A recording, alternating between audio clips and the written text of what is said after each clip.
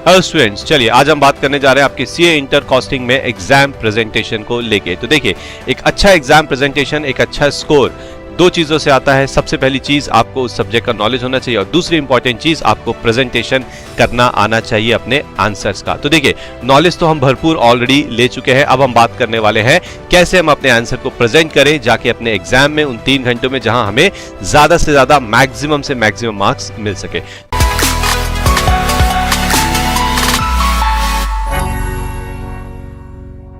तो आज के इस वीडियो की जो टॉपिक है वो आपके सामने है, how to present answers in CA inter costing exam. और जो बेस्ट पार्ट है उस वीडियो का वो ये है कि रेफरेंस के तौर पे हम आपको दिखाएंगे एक स्टूडेंट की checked exam copy. CA inter costing student की चेक्ड एग्जाम कॉपी, ये एक टॉपर की कॉपी है। आप देख सकते हैं यहाँ पे जो उनके मार्क्स हैं, मार्क्स ऑब्टेन्ड आर 92। तो कैसे हम 90 प्लस, कैसे हम मोर देन 90 मार्क्स स्कोर कर सकते हैं। तो देखिए, नॉलेज तो होना ही चाहिए, इसमें कोई दो राह नहीं है। लेकिन नॉलेज के साथ साथ अगर आपने एग्जाम में सही तरीके से अपने आंसर को प्रेजेंट किया है एग्जामिनर को, तो आपको अच्छे मार्क्स मिलने के चांसेस बहुत बहुत ज्यादा इंक्रीज हो सकते हैं। तो इस वीडियो को पूरा लास्ट तक देखिएगा, आपको नो डाउट 100% यहां से बेनिफिट मिलने वाला है। यह वीडियो आपको आपके एग्जाम में बहुत इजीली 10 से 15 मार्क्स तक का इजाफा करके दे सकता है। तो देखिए, चलिए स्टार्ट करते हैं। सबसे पहली और सबसे इंपॉर्टेंट बात, जब भी आप क्वेश्चन का आंसर स्टार्ट करेंगे तो आपको उसे एकदम सेंटर पे लिखना है, पेज के सेंटर पे। आपको दिख रहा है यहां पे लेफ्ट मार्जिन है और यहां पे राइट में मार्जिन नहीं है, लेकिन मेरा सजेशन यही है कि आप राइट में भी मार्जिन रखिए। यहां पे थोड़ा सा एक लाइन खींचिए स्केल से और थोड़ा सा मार्जिन जरूर रखिए। एंड जो क्वेश्चन का नंबर है, you have to keep that in at the center, ताकि एग्जामिनर उसको चाहकर भी इग्नोर ना कर पाए कि आपने क्वेश्चन नंबर कहां लिखा है। अब ये देखिए, यहां पे आपको एक फॉर्मूला दिख रहा है, बहुत ही फेवरेट फॉर्मूला है हमारा, EOQ यानी कि इकोनॉमिक ऑर्डरिंग क्वांटिटी। अब EOQ ओके, जिसका फुल फॉर्म आपको पता ही है। आप चाहे तो यहां फुल फॉर्म लिख सकते हैं, आप चाहे तो इसका शॉर्टकट भी लिख सकते हैं, क्योंकि अगर आप आईसीआई के मॉड्यूल में देखेंगे तो वहां भी शॉर्टकट का इस्तेमाल किया गया। तो यहां भी शॉर्टकट लिख के टाइम को बचाया गया है, टाइम को सेव किया गया है। तो ये रहा उसका कंप्लीट फॉर्मूला, और उसके बाद ये सारी डिटेल्स जो आप देते हैं, and this is the final answer. अब देखिए, फाइनल आंसर में क्या खास बात है। सर क्या खास बात है? तो आंसर है, खास बात यह है कि आंसर को हाईलाइट किया गया है।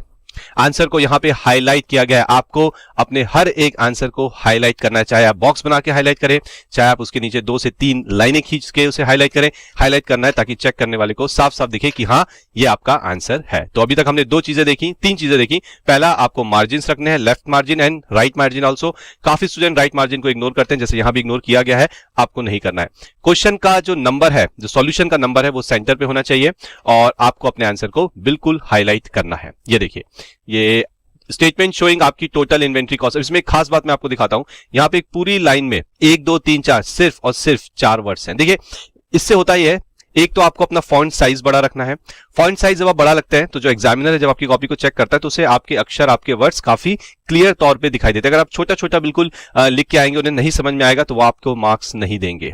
आई होप ये पॉइंट बिल्कुल क्लियर है। तो फॉन्ट साइज बड़ा रखिए, और दूसरी चीज, एक लाइन में 4 से 5 मैक्सिमम, उससे ज्यादा वर्ड्स मत रखिए। वैसे भी जब आप फॉन्ट साइज बड़ा करेंगे तो number of words in a line already आपका कम हो जाएगा, पर इस चीज को आपको ध्यान रखना है ताकि पढ़ने वाले को बहुत आसानी समझ में आए, जैसा हमें यहां पे समझ में आ रहा है। देखिए, पर्टिकुलर्स, अमाउंट, रुपीज। एक चीज मैं आपको सजेस्ट करूंगा, आपने यहां पे अमाउंट रुपीज लिखा है, आप चाहे तो अमाउंट ना लिखें और सिर्फ रुपीज का साइन लगा दे, बात तो एक ही है। अगर मैं यहां पे सिर्फ रुपीज भी लिखता हूं तो बात तो एक ही है कि नीचे अमाउंट्स आने वाले हैं। तो आप यहां पे सिर्फ रुपीज रख के अपने 1 सेकंड बचा सकते हैं, और एग्जाम में आपको ही पता है कि ये कितना इंपॉर्टेंट होता है। और देखिए, यहां पे फिर से टोटल इन्वेंट्री कॉस्ट को डबल अंडरलाइन किया गया है, आप इसको बॉक्स में भी रख सकते हैं। एक इंपॉर्टेंट चीज जो मैं आपको यहां पे हाईलाइट करवाना चाहूंगा वो है कि जो छोटे कैलकुलेशंस होते हैं, जैसे कि ऑर्डरिंग कॉस्ट निकालनी है, ये रहा फॉर्मूला। ऑर्डरिंग कॉस्ट के ठीक नीचे उसका फॉर्मूला लिखा गया, और यहां पे अमाउंट के ठीक नीचे उसका सॉल्यूशन दिखाया गया। आपको इन छोटे कैलकुलेशंस के लिए वर्किंग नोट बनाने की रिक्वायरमेंट नहीं है। अगर आप अभी यहां पे कैलकुलेशन करते हैं, फिर आप नीचे वर्किंग नोट में आएंगे, फिर से आप सोचेंगे, फिर आप क्वेश्चन पढ़ेंगे, आप टाइम वेस्ट करेंगे, और कॉस्टिंग एग्जाम में टाइम इज द की। ठीक है, तो आप कैसे टाइम बचा सकते हैं? आप लिखिए ऑर्डरिंग कॉस्ट, तुरंत उसके नीचे फॉर्मूला लिखिए और यहां पे कैलकुलेशन दिखा दीजिए। आपको कोई टेंशन नहीं है कि अब आपको वर्किंग नोट बनाना है, आपका पूरा का पूरा सॉल्यूशन यहां तैयार है।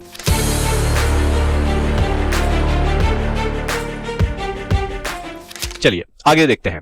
ये देखिए, सो यहां पे भी सेम वही चीज की गई है, answer to question number 1B। Okay, तो ये क्वेश्चन नंबर 1 का बी का आंसर है। जॉब की कॉस्ट शीट बनाई गई है यहां पे, एंड अगर आप नोटिस करेंगे इसमें एक चीज, और पीछे भी अगर आपने नोटिस किया होगा, प्रॉपर लाइनिंग्स खींची गई है। ये देखिए, ये स्केल से खींची गई लाइन है, ना कि हाथ से। तो मुझे नहीं लगता बहुत ज्यादा वक्त लगता होगा लाइन खींचने में। अगर आप लाइन खींचते हैं तो आप खुद देख सकते हैं आपके सामने आंसर कि प्रेजेंटेशन कितना अच्छा लग रहा है। चलिए आगे बढ़ते हैं। चलिए, ये है आपका answer to question number B, एकदम सेंटर पे लिखा हुआ है। देखिए स्केल से लाइनें खींची गई हैं यहाँ पे, और एक एक चीज यहाँ पे मेंशन की। इसमें काफी इंटरेस्टिंग चीज मैं आपको दिखाता हूँ। ये देखिए, यहाँ पे सेकंड वाले रिक्वायरमेंट में जो आंसर लिखा गया, जो थ्योरी का आंसर यहाँ पे लिखा गया, उसमें जो इंपॉर्टेंट पार्ट्स है उसको ये देखिए हाईलाइट किया गया है नीचे अंडरलाइन करके। बहुत इंपॉर्टेंट चीज है, जब आप ऐसे चीजों को हाईलाइट करते हैं तो एग्जामिनर का ध्यान जाता है कि हाँ भाई, ड्यू टू डिफेक्टिव प्लानिंग ये ओवरहेड कॉस्टिंग पीएनएल अकाउंट में ले जाके चार्ज करेंगे।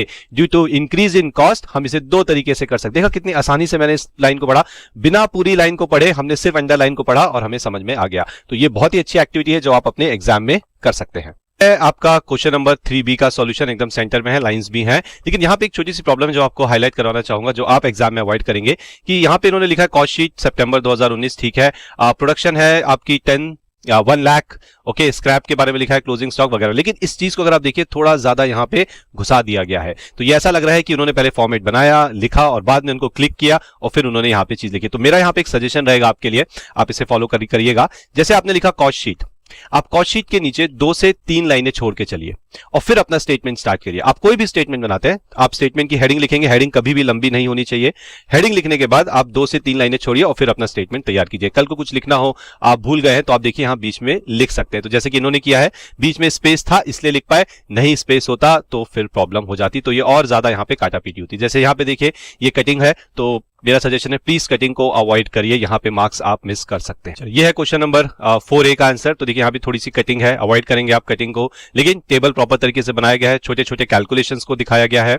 आगे बढ़ते हैं, चलिए। सो ये देख सकते हैं आप, एक एक वर्किंग नोट बहुत ही प्रॉपर वे में बनाया गया है। वर्किंग नोट नंबर 1, कैलकुलेशन किस चीज की हो रही है। जब भी आप वर्किंग नोट बनाएंगे प्लीज वहां पे लिखिए कि वर्किंग नोट किस चीज का है। ये नहीं वर्किंग नोट नंबर 1 लिखा और खटाखट सॉल्यूशन चालू, नहीं, आपको लिखना है कि आप किस चीज का वर्किंग नोट बना रहे हैं यहाँ पे। तो देखिए बस इसी प्रकार से अगर आप अपनी आंसर शीट को लिखते हैं, कोई कॉम्प्लिकेटेड चीज नहीं, मैंने आपको कोई रॉकेट साइंस नहीं समझाई है यहाँ पे, कोई ऐसी चीज नहीं बताई है जिसके लिए आपको बहुत ज्यादा चिंतन करना पड़े, सोचना पड़े या कुछ करना पड़े। You just have to follow this simple steps. आपको प्रॉपर स्केलिंग रखनी है, आपको मार्जिन्स रखने हैं, आपको फॉन्ट साइज बड़ा रखना है, एक लाइन में बहुत ज्यादा वर्ड्स नहीं रखने हैं, क्वेश्चन का जो नंबर है वो एकदम सेंटर पे होना चाहिए, फॉर्मेट क्लियर होना चाहिए, काटापीटी नहीं करेंगे आप बिल्कुल भी। तो इंस्ट्रक्शंस को आप फॉलो करिए और आप अपने एग्जाम में डेफिनेटली एक्स्ट्रा मार्क्स लेके आएंगे। So all the best for your exams. Thank you.